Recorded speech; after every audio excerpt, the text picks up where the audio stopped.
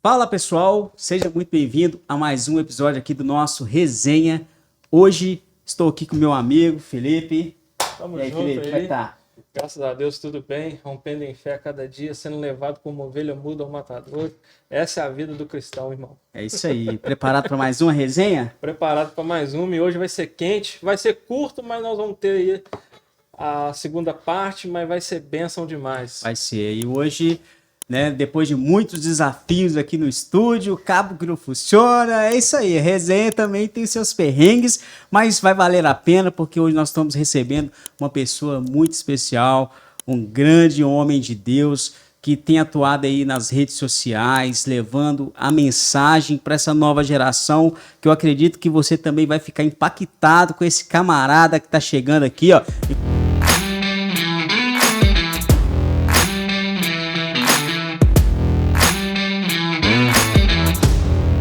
Enquanto o nosso editor vai abrir para geral aqui, ó, eu quero apresentar para vocês. Seja muito bem-vindo, meu querido. Beleza? Joia. Se apresenta para a nossa turma do Resenha aí. Matheus Alves, meu nome, sou de Belo Horizonte, pastor na Igreja Batista da Lagoinha, no bairro Mangabeiras, também professor de teologia ali no Seminário Teológico Carisma, o seminário da igreja, né? Da Igreja Batista da Lagoinha. Privilégio estar aqui, uma honra estar aqui. Já aproveita e já deixa suas redes sociais para o pessoal seguir. Meu Instagram é PR Matheus Alves, PR Matheus com TH, PR Matheus Alves. Muito bom. Felipe, vou deixar para você. O Matheus já se apresentou, é um cara aí que tem sido muito ativo aí nas redes sociais. Amém. Como se diz o pastor Isaías, né? Diz que o pastor Matheus hoje é um pastor hypado, né? Como se diz aí no dito popular. Isso é conversa dele. Mas pastor, sem muitas cerimônias aqui, né? Como que iniciou esse engajamento seu nas redes? Não, mas assim, tô com tanto engajamento assim, igual vocês estão falando, não, tá? Mas eu tô com um pouquinho. Só um pouco. Só um pouquinho. O que acontece? Eu tenho uma pregação de exortação. Eu acho que esse é um chamado que Deus me deu para exortar e, de fato, trazer a igreja para, pelo menos os fiéis verdadeiramente, para o verdadeiro evangelho. E isso eu sempre fiz, desde quando eu fui ordenado a pastor. Fui ordenado em 2017. Depois disso, eu comecei a pensar, poxa, as coisas que eu falo no altar, as coisas que eu prego, eu poderia fazer uns videozinhos, ou então pelo menos uns cortezinhos, e postar na rede social, para ser algo que edifica as pessoas, para sair do mesmo, né? Da mesmice. E comecei a fazer meus vídeos, postar e etc. Só que, acho que o boom mesmo, quando realmente o vídeo deu mais de 2 milhões de visualizações, foi quando eu comecei a falar de música. As músicas... Ative o som. Ative o som, eu ponho isso lá. O título do vídeo, né, é Músicas que você ouve, mas não deveria ouvir. Ou seja, a ideia seria músicas com erros teológicos, né? E ali, meu filho, aí é o seguinte, aí tem gente que gosta do cantor, tem gente que não gosta do cantor. Quem gosta do cantor vai lá e te apoia, quem não gosta, vai lá, curte, comenta, isso é ótimo para um vídeo, né? Curte, comenta, compartilha, começa a te xingar e aquele negócio dá engajamento. Então eu comecei a fazer esses vídeos de música. Foi esse ano, acho que no meio do ano, possivelmente. E de lá para cá suas contas começou... Aí na verdade eu mexo Inchar mais de só com o seguidores. Instagram, né? Sim. O Instagram. Quando eu comecei a fazer isso, eu devia ter uns 11 mil, 12 mil seguidores, talvez seja isso.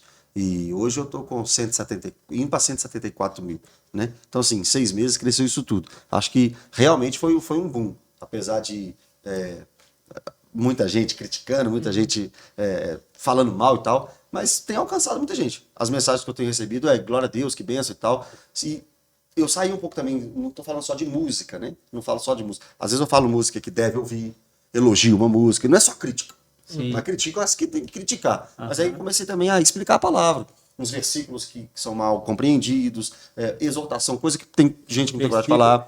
Versículos que o pessoal fala, acha que é bíblico, mas que não é, né? Tem coisa que não é bíblica, o pessoal acha que é. Comecei a criticar também pastores que cobram uma fortuna para pregar. Comecei a criticar cantores que são mais artistas do que servos do Senhor. E a turma gosta, né? O pessoal fala que isso é polêmico, né? Eu não sei se isso é polêmico. Eu acho que é mais profético do que polêmico. Mas essa turma de pastores e cantores já chegou a te procurar? Já. Para falar, poxa, alivia aí. Já. Não, alivia aí não. Um famoso aí me mandou Um direct? Não, um direct não, fez um comentário. Fez um comentário me esculachando, falando assim, você, para aparecer, você precisa fazer isso, né? Com as pessoas. Sou amigo do seu pastor, eu sei, Olha. eu sei a origem da sua igreja, e etc, e etc. E pessoas como você fazem a mal pro reino de Deus. Não deu tempo nem de comentar, porque um monte de gente foi comentando embaixo, um monte de gente. Mas assim, me apoiando. Falando assim, você tá errado, não tá cantando música, tá falando coisa heresia mesmo, você tem que tomar paulada. Esse homem que comentou deve ter sido alvo, né? De algum Foi vídeo. alvo porque eu fiz um vídeo só dele. Aí a galera deve ter ido lá na página dele, né? Porque Não, pra ele ter vindo na sua página. E não né? foi só eu também. Muita gente começou a falar que ele escorregou, falou muita coisa errada. E aí Entendi. muita gente criticou ele. Só que eu nem seguia ele, não faço nem questão de seguir ele, nem é do que eu gosto. Me bloqueou. Mas essa questão da música, pastor, você acha que não deveria ter um ensinamento mais aprofundado para essa galera do louvor? Sem dúvida, meu irmão. Uma doutrina mais orgânica, né? O pessoal do louvor, ou é 8 ou 80. Tem gente do louvor que realmente tem fome de Bíblia, ama a palavra. Mas tem gente que vai muito só pro profissionalismo. Infelizmente, o violão tá tocando muito bem, a voz, o tom, sabe sair de um tom e para outro, tudo bem. Mas não conhece Bíblia, não. Tem gente do louvor que não conhece Bíblia, não. Infelizmente, são analfabetos bíblicos. Muitos ministros de louvor hoje são analfabetos bíblicos. Não conhecem a Escritura, não sabem o que é um salmo, não sabem o que é uma oração poética, não tem a menor ideia do que é, por exemplo, as poesias da Bíblia, as canções da Escritura, e aí começam a gravar para vender. Né? Uma musiquinha hoje bonitinha, com um salão bonitinho, com um chapeuzinho lindo, aquilo ali vende, isso produz, isso gera visualização, mas biblicamente falando, é um terror. Tem música que é horrível, eu não sou contra o worship, tem gente que acha que eu sou contra o worship, Pelos seus tem worship posicionamentos. que é bíblico, mas tem worship que, pelo amor de Deus, 2, 3 linhazinhas, 4 palavrinhas ali, não sai daquilo, e não tem nenhuma questão bíblica, não tem nenhuma doutrina. Nós temos que cantar doutrina. O apóstolo Paulo, em Efésios 5, diz que nós somos cheios do Espírito Santo, falando entre vós com salmos, hinos e cânticos espirituais. Isso é que te enche do Espírito Santo. Músicas emotivas, apelativas, que puxam para o emocionalismo, isso deve ser rejeitado da igreja. Entendi. Mas eu acho que deveria ter realmente, pastor, um empenho a mais para esse grupo Com de certeza. pessoas na igreja. Né? Mas, irmão, posso falar a verdade para você? Sim. Tem. Igrejas têm cursos teológicos. Igrejas têm escola bíblica. Então não tem interesse do pessoal A turma não não querer. quer. Não quer, A né? turma só foca no profissional. Todo músico que você vai conversar, eles falam do profissionalismo. Ah, não, mas é porque como é que chama aquele negócio? O pad, não sei o quê, o microfone, o cabo, e o violão, e a luz, e tem que estar assim, tem que estar assado, todo mundo tem que estar vestido da mesma cor, o mesmo uniforme, tudo isso. É mais a estética, né? A estética tá linda, meu irmão. A estética das igrejas Impecável. hoje, o louvor, entra aí nos famosos cantores e olha o nível, a qualidade dos clipes. Agora olha, senta com essa pessoa e pergunta para ela sobre escatologia, cristologia, eclesiologia, teotologia. Pergunta para eles as bases da fé cristã. Não sabe te Eles falar. vão achar até que você tá falando língua estranha. Tá, Né? e vai achar que eu tô xingando eles. Mas aqui, Mas não são todos não, tá, Felipe? Não, são sim, todos, lógico, lógico. Tem gente muito boa. Tem Lógico. gente muito boa que canta Bíblia. Tem gente que canta Bíblia. E sobre eu vejo que um desses vídeos seus aí viralizou, né? Um desses vídeos seus, sobre a geração de Samuel. Queria que você explicasse em riqueza de detalhes sobre esse. Essa é uma canção, né? É uma canção. A do Fernandinho. E o Fernandinho é homem de Deus. Tô duvidando, nem questionando isso, não. Mas a canção diz: a geração de Samuel está se levantando. A geração de Samuel está se levantando. E aí, quando eu olho para a nossa atualidade, quando eu olho para a Escritura, não tem geração de Samuel se levantando. É óbvio que tem gente faminta por Deus. Sim. É óbvio que tem gente que não se dobrou a Baal. É claro que nós estamos vivendo um tempo onde tem pessoas que amam a Jesus. Sim. Sem dúvida alguma. Tem pessoas que amam a Jesus. Só que falar que a geração de Samuel, ou seja, essa geração de hoje seria como Samuel, irmão, pelo amor de Deus. Samuel foi separado desde a sua infância para um ofício. Samuel foi filho de uma mulher estéril. Samuel foi fruto de uma oração que o sacerdote Eli achava até que a mulher estava bêbada. Samuel foi sacerdote, juiz, profeta. Sacerdote foi um homem que dividiu realmente a sua história.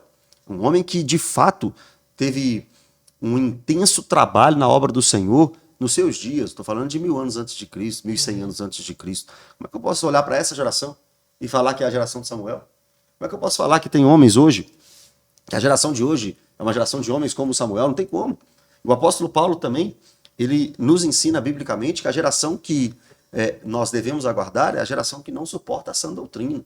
A geração que não quer estudo bíblico, que não quer a palavra de Deus, que não quer um conhecimento bíblico, que não quer uma renúncia, que não quer abnegar, que não quer tomar a sua cruz. Essa é a geração que nós estamos vivendo. Até porque, como ali na palavra que o próprio Senhor Jesus deixou relatando o fim dos tempos, né? Mateus 24. Dias, não bate, né? Não bate, mano. Não bate. Pelo contrário, né? Por aumentar a iniquidade, o amor de muitos esfriaria. É sobre isso que Jesus falou. Paulo disse que antes da segunda vinda de Cristo viria a grande apostasia, e Paulo disse isso também para Timóteo, que nos últimos dias a geração, essas pessoas não suportariam a sã doutrina. E a gente fica aí clamando por avivamento, chorando por avivamento. É claro que dentro do coração de cada cristão, dentro dos cristãos, é claro que pode ter um avivamento. É claro que pode ter um coração queimando por Jesus. Isso é óbvio. Agora, esperar um avivamento para o mundo, isso é utopia. Isso não é prometido biblicamente. Biblicamente é prometido princípio das dores, grande tribulação, um momento difícil, destruição de valores, fim de famílias. É isso que é prometido na Escritura. Exatamente. Aquele culto, né, que se permeou por várias horas, muitas pessoas confundiram, né, pastor? Dizendo que ali estava iniciando um avivamento, sendo que não era, né? Avivamento não é quando o culto demora, meu irmão. Avivamento é quando as pessoas mudam. É quando a cidade muda. É quando a região muda.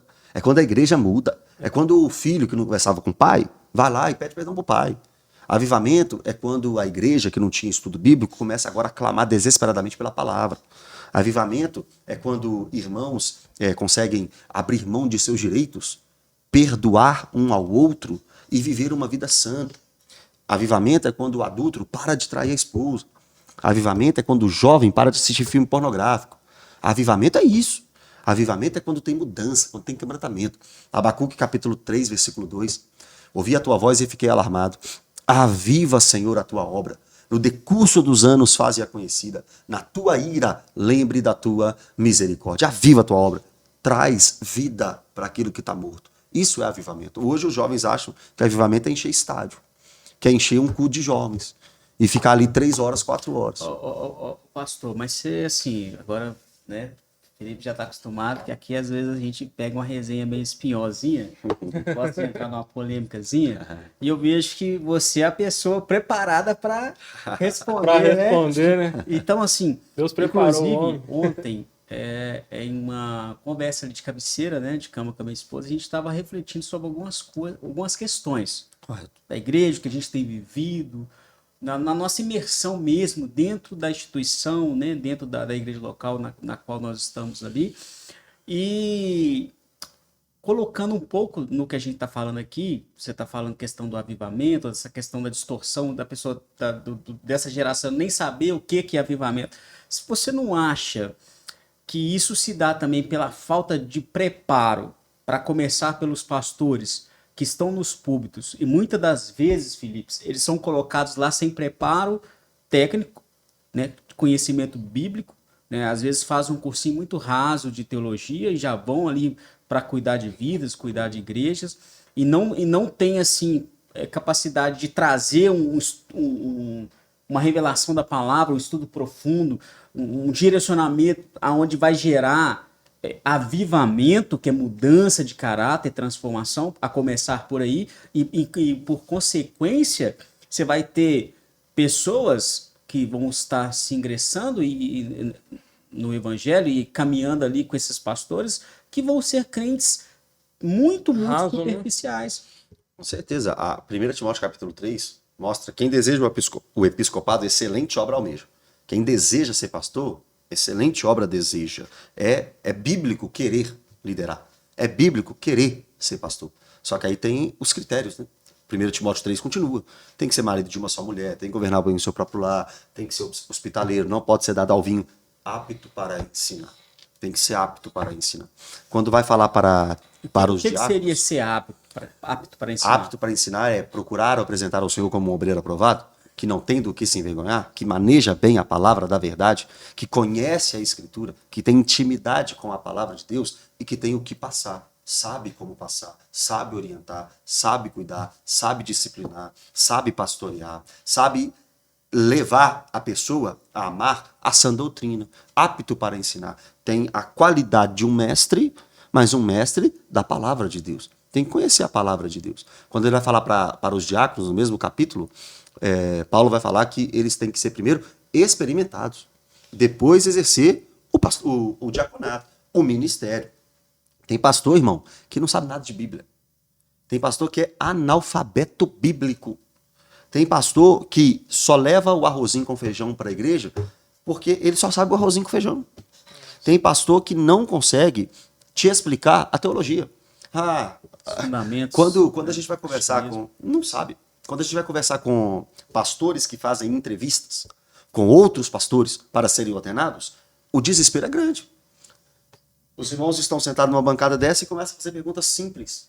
Tem pastor que não sabe te responder por que Jesus é Deus. Tem pastor que não sabe te explicar a divindade do Espírito Santo. Tem pastor que não sabe te explicar por que é que a pessoa tem que congregar. Não sabe.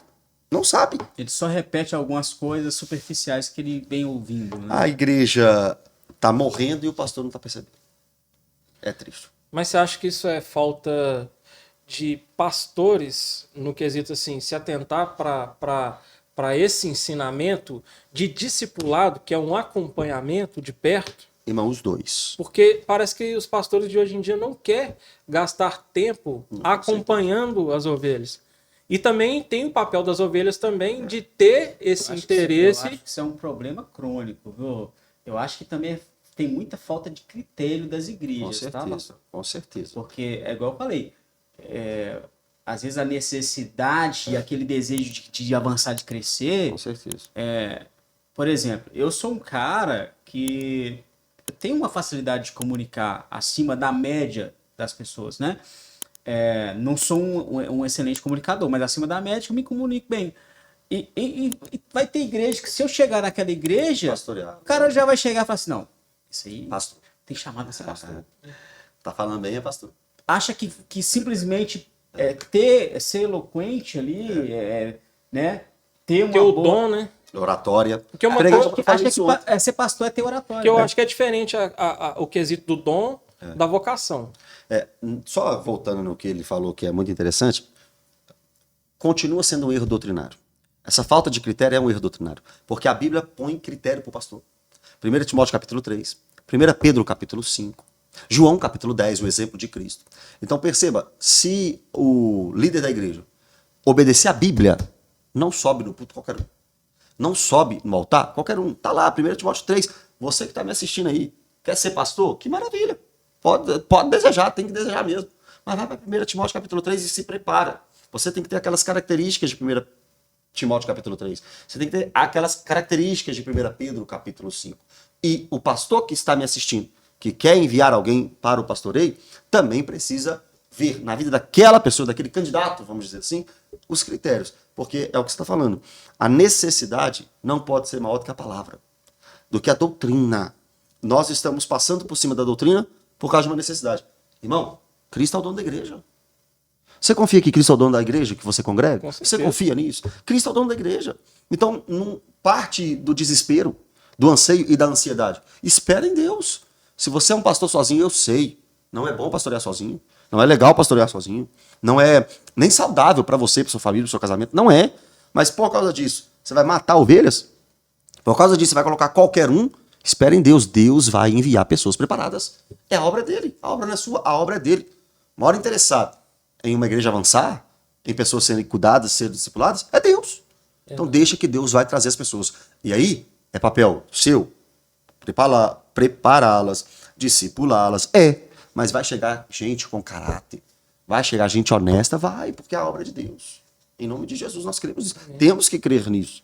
Tá lá em Atos, se eu não me engano, né? Quem dá o crescimento é Deus, né? Atos também 2. Atos 2, né? tem aquela questão, igual a gente fala muito, né, Felipe? Questão do discipulado, né, pastor? Sim, com certeza. Porque muitos pastores, eles só estão ali nos púlpitos, pregando nos cultos, mas não quer Cuidar. cuidar, Se cara, comprometer no isso é um cuidado, né? entendeu? Tem pastor que, assim, eu conheço alguns, cara, que, por exemplo, eu tive um tempo numa igreja, eu não vou citar qual é, o Felipe vai saber qual que é, que teve uma pessoa, eu trabalhando lá na igreja, né, na parte de comunicação, aí um líder, né, de consolidação chegou para mim, Sérgio, cara, eu tô desesperado, porque eu conversando com uma mulher, essa mulher tá mais de um ano na igreja, ela não foi procurada em momento nenhum por ninguém. Né? E eu, quando eu cheguei para ela, perguntei se ela tinha carteirinha da igreja, que ela, né, para ela fazer carteirinha de membro. Ela falou, cara, como é que eu vou fazer carteirinha de membro se eu nunca fui procurado nem para saber se, né, sobre nada? Nunca Meu fui nome. aconselhada, nunca foi procurada. Ei, irmã, tal, seja bem-vinda, vem cá, Aham. vou te introduzir em Isso. alguma coisa da igreja aqui. Como é que é? Você é casada, solteira, viúva? Você está precisando de alguma coisa? Então, eu acho que está faltando essa questão do cuidar mesmo, cuidado do amor perto, pela- né? Sem dúvida. O discipulado, ele é feito de algumas maneiras. Na pregação, no domingo ali, nos estudos bíblicos, nos pequenos grupos e nos aconselhamentos diários, né? Na vida junto, né? Na vida conjunta. Se pecar em alguma coisa dessa, em algum ponto desse, você está pecando no pastoreio. Porque uma pessoa que vai todo domingo na igreja, senta lá no culto e ouve o pastor, ele está sendo discipulado, em parte. Ele está sendo cuidado, em parte. Quando você oferece um GC, na minha igreja, Lagoinha, é um GC, célula, pequeno grupo, uma reunião nas casas. Quando você oferece um pequeno grupo, essa pessoa está sendo cuidada. Quando você oferece respaldo ministerial, por exemplo, participa de um ministério, participa de um líder de ministério, esteja perto de um líder de ministério, isso também é respaldo. Agora, se não tocar o íntimo, o pastor falhou no pastoreio. Se você não cuidar daquela pessoa como um ser humano, não apenas como número, porque, infelizmente, irmãos, hoje os pastores tratam pessoas como números. Então, na minha igreja tem 1.000 membros, na minha igreja tem 2.000 membros. Hoje veio 500 pessoas na igreja, glória a Deus. Mas dessas 500, quem é crente primeiro, para começar? Dessas 500, quem ama Jesus? Dessas 500, quem nasceu de novo? Dessas 500, quem está sendo cuidado? Quem está sendo pastoreado? Dessas 500, quem vai florescer no ministério? Então, os números enganam demais. Tem culpa do pastor, tem culpa do pastor, tem culpa dos membros da igreja, porque tem gente que também na igreja pensa que tudo é responsabilidade do pastor. Então, o pastor tem que chegar, o pastor tem que... Cada membro, nós temos a responsabilidade do aconselhamento mútuo, do cuidado mútuo. Então, eu acho que tem muita coisa errada, mas tem muita coisa certa também. A igreja está caminhando, tem igreja que está avançando, tem igreja que está rompendo, tem pastores que estão cuidando de gente maravilhosamente bem. Tem pastores que têm equipe de pastores que estão cuidando de pessoas. Isso é uma benção. E é assim mesmo, vai ser assim sempre. O joio no meio do trigo, o bode no meio da ovelha, a dificuldade, mas Deus está no controle e vai dar certo segundo o plano dele. Amém. Não segundo o nosso plano. Amém. Amém. Glória a Deus. Pastor, tá chegando aqui no fim, mas para encerrar, dá Chegando a hora do pastor despedir, dá só né? uma alfinetada aí, porque a gente ouviu muitas informações a respeito do que estava acontecendo em Israel. Aham. E na sua leitura do que chegou até você e que você pôde transmitir ali também no momento que estava acontecendo a guerra, qual a sua visão sobre isso, sobre o fim dos tempos, sobre a doutrina do fim dos tempos? Mateus capítulo 24, Marcos 13 e Lucas 21 é o mesmo sermão de Jesus na sua última terça-feira de vida. E Jesus vai pregar mostrando os sinais do fim. Princípio das dores. Guerras, rumores de guerras, pandemias, epidemias, fome, terremoto, nação contra nação, falsos cristos, perseguição, apostasia, a pregação chegando a todas as nações. Então tudo isso que está acontecendo em Israel, essa guerra, por exemplo, Hamas e Israel, isso é um sinal do fim? Mas não é o sinal do fim. Guerras e rumores de guerras. Primeira Guerra Mundial, Segunda Guerra Mundial, Ucrânia versus Rússia, Hamas versus Israel, Guerra Fria. Tudo isso que acontece no mundo são sinais da segunda vinda de Cristo. Tem gente que olha para Israel e fala, Israel é o relógio de Deus. Tem muita gente que fala isso. Quando você olhar para Israel e perceber os sinais em Israel, saiba que Jesus está às portas. Israel não é, na minha visão bíblica, o relógio de Deus. O mundo é o relógio de Deus. Os sinais do fim para mim, acontece em todas as nações. Mateus 24 diz, olhai a figueira. A figueira é um símbolo de Israel. Mas Lucas 21 diz, olhai a figueira e todas as demais árvores. Ou seja, os sinais não são apenas em Israel. Os sinais são em todo o mundo. Amém, pastor. Então chegamos ao fim, né? Acredito que a gente vai ter aí a segunda parte 2. Te agradecer muito, pastor, Amém, pelo seu tempo, pela disponibilidade. A gente sabe que você tem uma agenda Pela paciência, um pouco forte, né? Tudo certo, meu É irmão. um pai de família, né? Amém, A minha filha nasceu no quarto que seu filho nasceu. Que legal, lá no Né? hospital. Você ali nos deu uma força muito, Amém. muito boa naquele momento, Tamo que a gente junto. estava meio inseguro, né, de ir lá para o Sofia. Isso. E a sua esposa trabalha lá, Amém. e aí o pastor Matheus, ele me deu essa força. Amém, tamo A junto. gente foi para lá e deu tudo certo. Bora. Então, assim, muito obrigado mesmo, Valeu, de obrigado, coração, irmão. por ter vindo, né, Sérgio? E acredita aí que a segunda parte vai ser bênção demais. Amém. Desculpa a gente aí Tudo certo. as A intercorrências. e próxima tamo pode junto. deixar que a gente já vai ter testado antes, já vai chegar, já vai estar tudo, né, Felipe? Amém. Mas é isso aí, minha turma. Eu queria agradecer a você que ficou até aqui. Esse foi um episódio mais curto, mas agradecer demais ao pastor Matheus. A gente teve alguns problemas hoje na gravação, né? Mas acredito que em breve o pastor Matheus vai Com estar certeza. voltando aqui e a gente vai estar trazendo um episódio muito bacana, alguns debates, né, que vai jogar luz, às vezes, em dúvidas que você tem sobre essa caminhada cristã, sobre esse universo cristão evangélico. Então, agradecer a você. Acrescentar mais alguma coisa aí, Felipe? É isso aí, pessoal. Se inscreva no nosso canal, ative as notificações e compartilhe esse vídeo com o maior número de pessoas que você puder. E fique ligado aí que o Resenha Cast tá demais. Segunda temporada continua em 2024. Um Feliz Natal e um próspero Ano Novo para todos e todas. Beijão no coração de vocês. Ó, e Valeu. talvez você vai estar vendo esse episódio depois do Natal e depois do Ano Novo. Não Pode sei. ser. Mas já fica aí as nossas felicitações. E eu queria, para finalizar, né, aproveitar um pouquinho mais da presença do pastor Matheus para ele deixar uma palavra, né, uma palavra para essa juventude, né, que está assistindo o Resenha aqui, que acompanha o nosso canal. Por favor. Você que é jovem e que ama a palavra de Deus, você que é cristão, você que está buscando ao Senhor, o meu conselho para você é aquele conselho que Paulo disse para Timóteo, né? Tu, porém, seja sóbrio em todas as coisas. Sofra as aflições, faça a obra de um evangelista, cumpra fielmente o teu ministério. Ninguém despreze você pela razão de ser jovem. Você pode continuar, fique firme, não se dê ao sistema mundano, não ame os prazeres desta vida, porque é tudo muito, muito passageiro. Hoje você tem 20, 30, 40, amanhã você vai ter 80, 90, se você chegar lá, no máximo 100 anos. Essa vida é muito curta. Vamos viver como se para o Senhor. Vamos viver como completamente para a obra de Deus, porque Salomão, no final da vida dele, ele resume a vida dele dizendo, o resumo da vida é temer a Deus e obedecer aos seus mandamentos. Deus abençoe.